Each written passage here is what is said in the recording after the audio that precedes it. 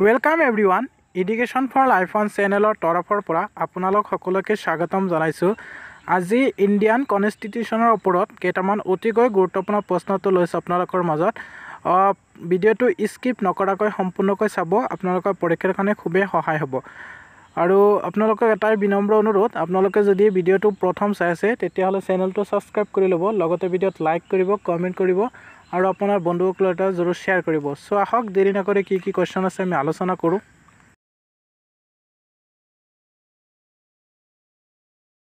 প্ৰথম কোৱেশ্চন, সংবিধানৰ কোনটো অধ্যায়ত নিৰ্দেশাত্মক নীতিবোৰ অন্তৰ্ভুক্ত কৰা হৈছে? সংবিধানৰ কোনটো অধ্যায়ত নিৰ্দেশাত্মক নীতিবোৰ অন্তৰ্ভুক্ত কৰা হৈছে? ইম্পৰ্টেণ্ট হয়, মনত ৰাখিব। সংবিধানৰ চতুৰ্থ অধ্যায়ত নিৰ্দেশাত্মক নীতিবোৰ অন্তৰ্ভুক্ত কৰা হৈছে। চতুৰ্থ অধ্যায়ত, মনত ৰাখিব। কুৱেশ্যন নম্বৰ 2, ভাৰতীয় সংবিধানৰ খচৰাখনৰ ওপৰত ৰায়দানৰ বাবে কিমান সময় দিয়া হৈছিল? কিমান সময় দিয়া হৈছিল? খচৰা সমিতিৰ বাবে কিমান সময় বান্ধি দিয়া হৈছিল? ভাৰতীয় সংবিধানৰ খচৰাখনৰ ওপৰত ৰায়দানৰ বাবে কিমান সময় দিয়া হৈছিল? উত্তৰ 8 মাহ সময় দিয়া হৈছিল। 8 মাহ সময় দিয়া হৈছিল, মনত ৰাখিব। 8 মাহ সময় দিয়া হৈছিল। কুৱেশ্যন নম্বৰ 3, ভাৰতীয় সংবিধানত নিৰ্দেশাত্মক নীতিবোৰ ক'ত উল্লেখ আছে? ভাৰতীয় সংবিধানত নিৰ্দেশাত্মক নীতিবোৰ ক'ত উল্লেখ আছে? ভাৰতীয় সংবিধানত নিৰ্দেশাত্মক নীতিবোৰ ক'ত উল্লেখ আছে? উত্তৰ 37ৰ পৰা 51 নং অনুচ্ছেদলৈ কি আছে? নিৰ্দেশাত্মক নীতিবোৰ উল্লেখ আছে, মনত ৰাখিব। 37ৰ পৰা 51 51 নং অনুচ্ছেদলৈ, মনত ৰাখিব।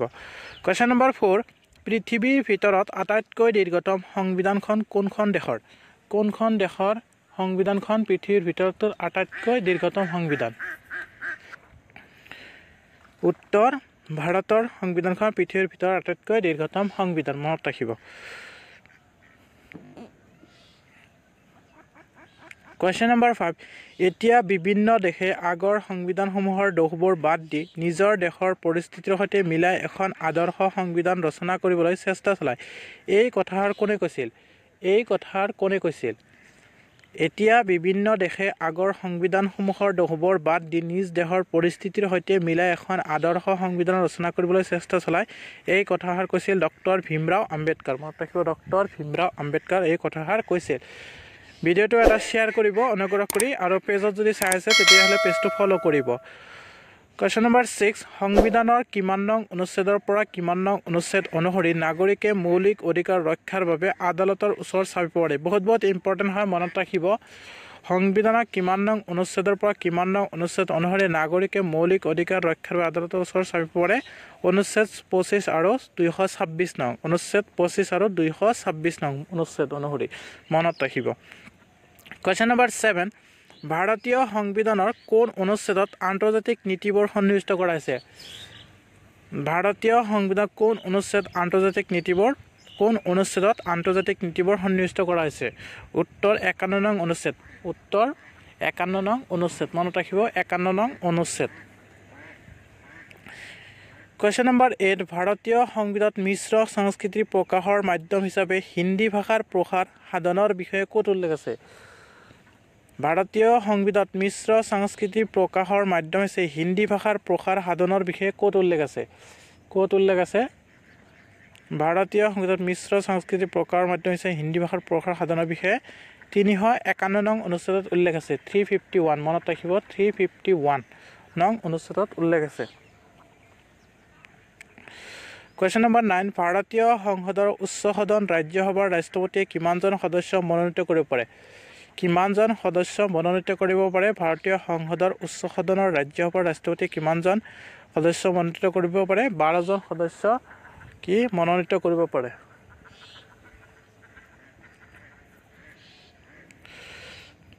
কুৱেশ্যন নম্বৰ 10, ভাৰতীয় সংসদৰ নিম্ন সদনক কি কোৱা হয়? ভাৰতীয় সংসদৰ নিম্ন সদনক কি কোৱা হয়? ভাৰতৰ সংসদৰ নিম্ন সদনক কি কোৱা হয়? ভাৰতৰ সংসদৰ নিম্ন সদনক কি কোৱা হয়? লোকসভা বুলি কোৱা হয়। লোকসভা বুলি কোৱা হয়, মনত ৰাখিব। লোকসভা। কুৱেশ্যন নম্বৰ 11, ভাৰতীয় সংসদীয় ব্যৱস্থাৰ দাপোনস্বৰূপ বুলি কাক কোৱা হয়? ভাৰতীয় ভাৰতীয় সংসদীয় ব্যৱস্থাৰ দাপনস্বৰূপ বুলি কাক কোৱা হয় দাপনস্বৰূপ বুলি বিধানমণ্ডলক কোৱা হয় মনত ৰাখিব বিধানমণ্ডলক দাপনস্বৰূপ বুলি কোৱা হয় ভাৰতীয় সংসদীয় ব্যৱস্থাৰ দাপনস্বৰূপ বিধানমণ্ডলক কোৱা হয় Question number 12 এংলো ইণ্ডিয়ানসকলৰ মাজৰ পৰা কেইজন সদস্যক ৰাষ্ট্ৰপতিয়ে লোকসভালৈ নিৰ্বাচিত কৰে এংলো ইণ্ডিয়ানসকলৰ মাজৰ পৰা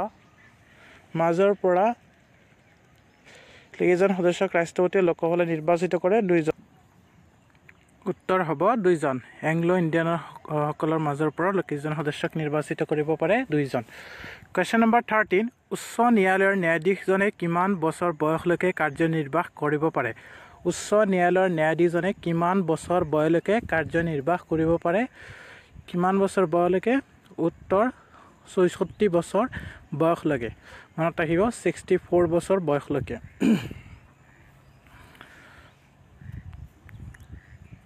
Question number 14 যুক্তৰাষ্ট্ৰীয় ব্যৱস্থাত কেই প্ৰকাৰৰ চৰকাৰ থাকে যুক্তৰাষ্ট্ৰীয় ব্যৱস্থাত কেই প্ৰকাৰৰ চৰকাৰ থাকে বহুত ইম্পৰ্টেন্ট হয় মনত ৰাখিব যুক্তৰাষ্ট্ৰীয় ব্যৱস্থাত কেই প্ৰকাৰৰ চৰকাৰ থাকে যুক্তৰাষ্ট্ৰীয় ব্যৱস্থাত দুই প্ৰকাৰৰ চৰকাৰ থাকে যুক্তৰাষ্ট্ৰীয় ব্যৱস্থাত দুই প্ৰকাৰৰ চৰকাৰ থাকে মনত ৰাখিব দুই প্ৰকাৰৰ চৰকাৰ থাকে Question number 15 ভাৰতৰ লোকসভা আৰু ৰাজ্যসভাৰ দুয়োখন একেলগে কি কোৱা দুয়োখনক একেলগে কি কোৱা হয় ভাৰতৰ লোকসভা আৰু ৰাজ্যসভাক দুয়োখনক একেলগে কি কোৱা হয় ভাৰতৰ লোকসভা আৰু ৰাজ্যসভাক দুয়োখনক একেলগে সদন বুলি কোৱা হয় মনত ৰাখিব সংসদ বুলি সংসদ বুলি কোৱা হয়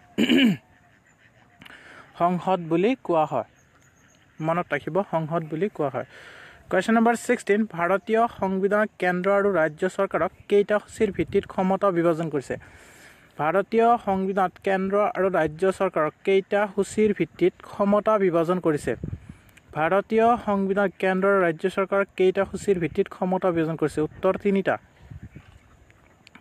উত্তৰ তিনিটা মনত ৰাখিব তিনিটা Question number 17 ভাৰতৰ সৰ্বোচ্চ ক্ষমতাশালী সদনখন কি ভাৰতৰ সৰ্বোচ্চ ক্ষমতাশালী সদনখন কি ভাৰতৰ সৰ্বোচ্চ ক্ষমতাশালী সদনখন কি উত্তৰ ভাৰতৰ সৰ্বোচ্চ ক্ষমতাশালী সদনখন হ'ল লোকসভা মনত ৰাখিব ভাৰতৰ সৰ্বোচ্চ ক্ষমতাশালী সদনখন হ'ল লোকসভা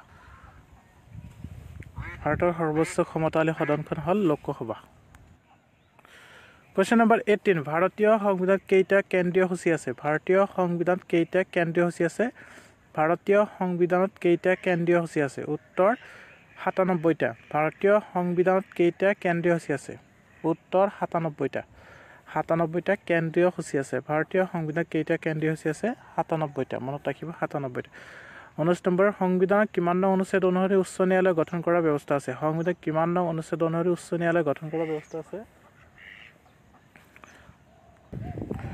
সংবিধানত কিমান নং অনুচ্ছেদ অনুসৰি উচ্চ ন্যায়ালয় গঠন কৰাৰ ব্যৱস্থা আছে উত্তৰ 124 নং অনুচ্ছেদ অনুসৰি মনত ৰাখিব 124 নং অনুচ্ছেদ অনুসৰি ভিডিওটো এটা শেয়াৰ কৰিব অনুগ্ৰহ কৰি আপোনালোকে আৰু যদি ইউটিউবত চাই আছে তেতিয়াহলে চেনেলটো সাবস্ক্ৰাইব কৰি ল'ব Question number 20 ইংৰাজী ফেডাৰেশন শব্দটো কি ভাষাৰ পৰা উৎপত্তি হৈছে ইংৰাজী ফেডাৰেশন শব্দটো কি ভাষাৰ পৰা উৎপত্তি হৈছে ইংৰাজী ফেডাৰেশন শব্দটো কি ভাষাৰ পৰা উৎপত্তি হৈছে উত্তৰ হ'ব লেটিন ভাষাৰ পৰা উৎপত্তি হৈছে মনত ৰাখিব লেটিন ভাষাৰ পৰা উৎপত্তি হৈছে ভিডিওটো শেয়াৰ কৰিব কাইন্ডলি সো ভিডিওটো চোৱাৰ কাৰণে বহুত ধন্যবাদ থাকিল জয় অসম